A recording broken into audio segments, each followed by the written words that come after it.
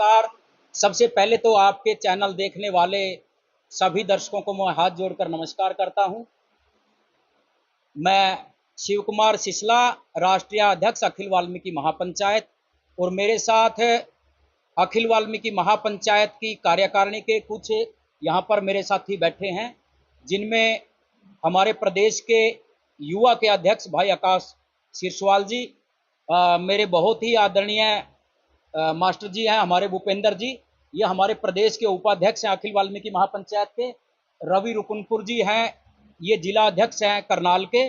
और भी हमारे जो साथी हैं आज़ाद बल्डी जी और यहाँ पर विद्यमान हैं।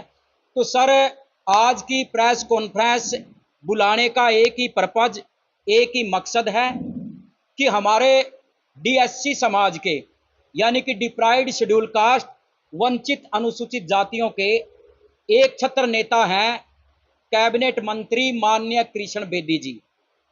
माननीय कृष्ण बेदी जी ने 13 जून को, जब हम कबीर साहब जी की जयंती मना रहे थे सिरसा में, वहां पर माननीय कैबिनेट मंत्री जी ने माननीय मुख्यमंत्री की रैली में एक बात कही थी कि हमने बाबा साहब BR अम्बेडकर जी को तो नहीं देखा, लेकिन उनकी प्रतिमूर्ति नायब सिंह सैनी जी हैं, जो आज जिस प्रकार बाबा साहब ने वंचितों के लिए, शोषितों के लिए, दलितों के लिए, पिछड़ों के लिए, महिलाओं के लिए जिस प्रकार बाबा साहब ने कार्य किए थे, उसी प्रकार आरक्षण में से, यानी कि SC का जो रिजर्वेशन है, रिजर्वेशन में से रिजर्वेशन, कोटे में कोटा देने का जो काम किया है, वो माननीय मुख्यमंत्री नायब सिंह सैनी जी ने किया है। तो माननीय कृष्ण बेदी जी ने उनको बाबा साहब की प्रतिमूर्ति कहा, इसमें कोई गलत नहीं कहा। जबकि कुछ शरारती तत्वों ने माननीय कृष्ण बेदी जी का पुतला फूंकने का काम किया और ये कहा कि माननीय कृष्ण बेदी जी को कोई अधिकार नहीं कि बाबा साहब की तुलना नायब सिंह सैनी जी से करने का। भाई, हम उनसे पूछना चाहते हैं, और हम इस देश के, इस प्रदेश के बच्चे बच्चे से आप लोगों के माध्यम से पूछना चाहते हैं, क्या अंबेडकर जी को, अंबेडकर जी के का नाम देना, या मान ले उनकी प्रतिमूर्ति कहना, या उन जैसा कहना माननीय मुख्यमंत्री को गलत है? जिस प्रकार बाबा साहब ने काम किए, उसी प्रकार आज हरियाणा के यशस्वी मुख्यमंत्री भी काम कर रहे हैं। तो हम माननीय कृष्ण बेदी जी का पुरजोर तरीके से समर्थन करते हैं कि उन्होंने जो भी बात कही वो समाज हित में कही, संवैधानिक तरीके से कही, और जो भी कही सही और दुरुस्त कही। और उनको, जिन्होंने, जो शरारती तत्व एक सोची समझी साजिश के तहत माननीय कृष्ण बेदी जी का पुतला फूंकने का काम कर रहे हैं, उनको चेतावनी है भाई, वाल्मीकि समाज की नहीं, पूरे डीएससी समाज की। उनको चेतावनी है, आप लोग सुधर जाओ। आप लोगों का जो मकसद है वो कुछ और है। आप लोग हमारे एक छत्र नेता माननीय कृष्ण बेदी जी को डाउन करना चाहते हो। आप लोगों को इस बात का दुख है कि डीएससी समाज को आरक्षण क्यों मिल गया। बाबा साहब ने हम सबको आरक्षण दे दिया था, लेकिन कुछ लोग भाई आरक्षण का फायदा उठाकर बहुत ऊपर चले गए। लेकिन हरियाणा के यशस्वी माननीय मुख्यमंत्री नायब सिंह सैनी जी ने यह देखते हुए कि अनुसूचित जाति में भी काफी जातियां ऐसी है जिनका शोषण हो रहा, जिनको आरक्षण का लाभ नहीं मिल रहा, तो उन्होंने आरक्षण का लाभ देने के लिए गरीब लोगों को एक डीएससी नाम की कैटेगरी बनाई, डिप्राइव्ड शेड्यूल कास्ट, वंचित अनुसूचित जातियां, और उनको आरक्षण में से आरक्षण देने का काम किया। और इसी कारण माननीय कृष्ण बेदी जी ने माननीय मुख्यमंत्री जी को बाबा साहब BR अम्बेडकर जी की प्रतिमूर्ति कहा। तो इसमें क्या गलत है सर?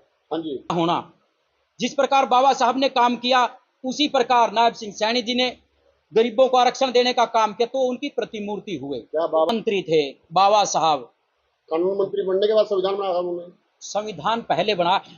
इश्यू ये नहीं है, इश्यू सिर्फ इतना है, कृष्ण बेदी जी ने बाबा साहब की प्रतिमूर्ति कहना सही है या गलत है? हम इनको सही ठहराते हैं। तो वो लोग कौन है जो गलत कह रहे हैं? देखिए सर, ऐसे लोगों का ना तो कोई धर्म ना कोई जाति होती। हर कास्ट में हर तरीके के लोग पाएंगे। हम उनको एक शरारती तत्व कहेंगे और दूसरा उनको कोई नाम देने का काम नहीं करेंगे। ये अभी उनको हम कानूनी दायरे में रहकर वाल्मीकि समाज, डीएससी समाज उनको हर ब्लॉक स्तर पर जाकर के वार्निंग ये दे रहा कि हमारा जो एक छत्र नेता है माननीय कृष्ण बेदी जी सिर्फ एक नेता नहीं है, वो सिर्फ एक पार्टी के पदाधिकारी या एक सरकार के कैबिनेट मंत्री नहीं है, उनके साथ हमारी आस्थाएं जुड़ी हुई है और उनको हम कहीं ना कहीं अपने भगवान के रूप में आज देख रहे हैं। सभी चेतावनियां दी जा रही हैं, अगर इस चेतावनी के बाद भी वो ना सुधरे फिर?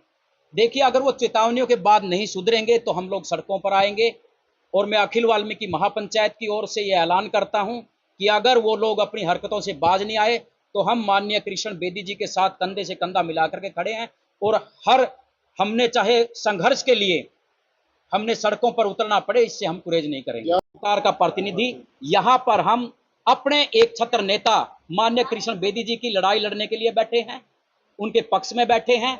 ना मैं सरकार का आदमी, ना मैं एमएलए, ना मंत्री। मेरा सवाल आप जी, तो क्या लगता है कि जो चाहे मैंने सफाई कर्मचारी की बात करी जी, चाहे मैंने जो अपना डीएससी समाज का जो पास किया है, प्रस्ताव पास किया है, क्या वो लागू हो पूर्णतः लागू हो चुका है? देखिए, ये सरकार के अंदर की बातें हैं और मैं ना तो सरकार का प्रतिनिधि बनकर यहाँ पर बैठा हूँ और ना मैं कोई सरकार का कोई पदाधिकारी हूँ, ना मैं संगठन में हूँ, ना मैं सरकार में हूँ। मैं एक सामाजिक कार्यकर्ता हूँ। मैं अखिल वाल्मीकि महापंचायत का राष्ट्रीय अध्यक्ष हूँ। वाल्मीकि समाज के लिए आवाज उठाना, वंचितों के लिए आवाज उठाना मेरा काम है, वो मैं कर रहा हूँ। रही बात जो काम भारतीय जनता पार्टी की सरकार ने किए हैं वो आज तक किसी भी सरकार ने नहीं किए, ऐसा मेरा मानना है। तो बाबा क्या वहां पर कोई मंच लगा था या बाबा साहब की मूर्ति लगी थी, उसके बराबर में नायब सिंह सैनी जी अपनी मूर्ति लगवाना चाहते थे? बताओ, ये आपके सवालों का ही जवाब है। साहब ने जो संघर्ष किया है, क्या आदरणीय माननीय श्री नायब सिंह सैनी माननीय मुख्यमंत्री जी ने उतना संघर्ष किया समाज के लिए? आप प्रतिमूर्ति की बात कर रहे हैं। बाबा साहब जी जो थे वो दलित वर्ग से थे, वो एससी कैटेगरी से थे, अनुसूचित जाति से थे। उस समय जिस समय बाबा साहब जी का दौर था, उन्होंने लोगों को कैटेगरियां बनाकर एससी, एसटी, ओबीसी जो भी थी, महिला, ये कैटेगरियां बनाकर उनके अनुसार उनको आरक्षण दिलवाने का काम किया बाबा साहब ने। लेकिन माननीय जो मुख्यमंत्री है, मुख्यमंत्री नायब सिंह सैनी जी एक ओबीसी परिवार से है और ओबीसी परिवार से भी अगर बाबा साहब जी इनको अधिकार नहीं देते, क्या ये मुख्यमंत्री बनते हरियाणा के? तो यही बात है, मुख्यमंत्री जी ने इतना संघर्ष करने की क्या जरूरत है सर?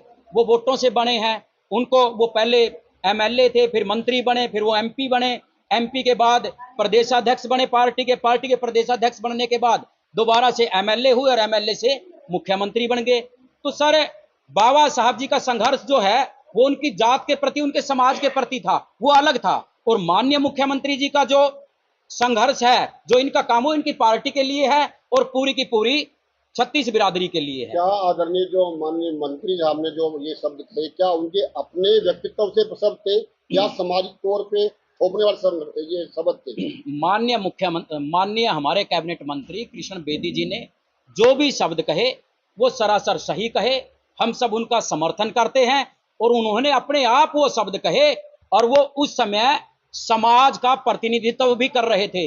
माननीय कृष्ण बेदी जो हैं वो ऐसे एक छत्र नेता हैं जिनका हरियाणा प्रांत में आज के दिन कोई मुकाबला नहीं। जितने माननीय कृष्ण बेदी जी के साथ है, उनके साथी हैं, उनके कामों से प्रभावित होकर के उनके साथ जनता जनार्दन का जो आशीर्वाद है, आज मैं जानता हूं माननीय मुख्यमंत्री के अलावा हरियाणा प्रांत के किसी भी नेता के साथ इतना जनसैलाब नहीं है।